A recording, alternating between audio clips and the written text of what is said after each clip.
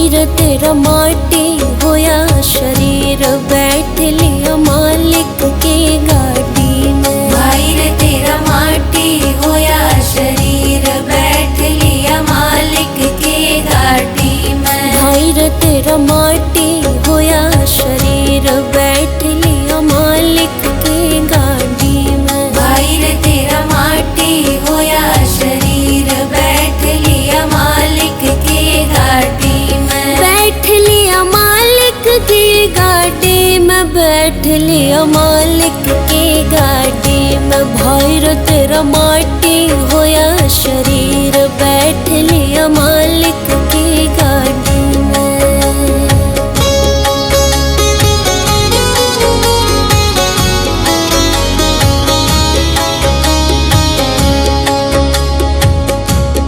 खेता में तो मेरा बेटा आया, कदे न धोर बैठ बतलाया।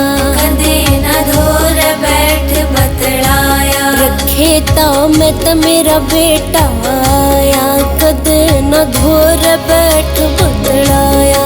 कदे न धोर बैठ बतलाया। कदे ना मेरी बंधाई धीर, बैठ लिया मालिक की गाड़ी में।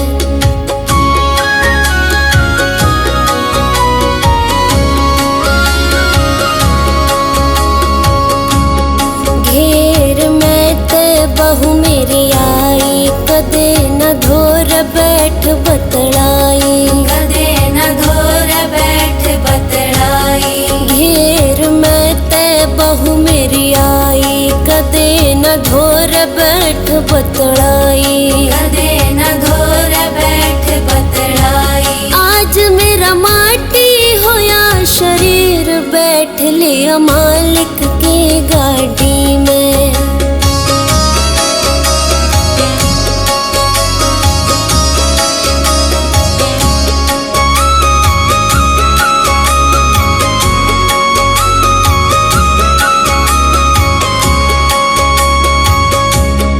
रोटी बिलखते बेटी रे आई, जीते जी कद मिलन न आई। जीते जी कद मिलन न आई। रोटी बिलखते रे बेटी आई, जीते जी कद मिलन न आई। जीते जी कद मिलन न आई। हेब मड़ मलिक नवाब शरीर, बैठ लिया मालिक की गाड़ी में।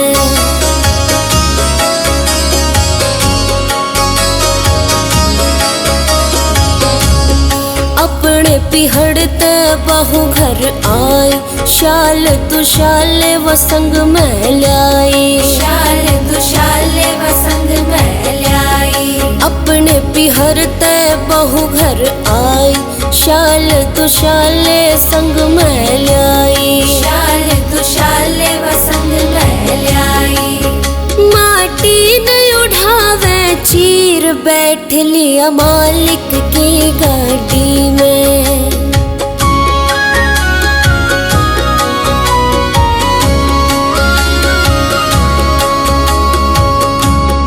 अगड़ पड़ोसी सारे आए, सारी उमरिया वे बैर निभाए। अगड़ पड़ोसी सारे आए, सारी उमरिया बैर निभाए।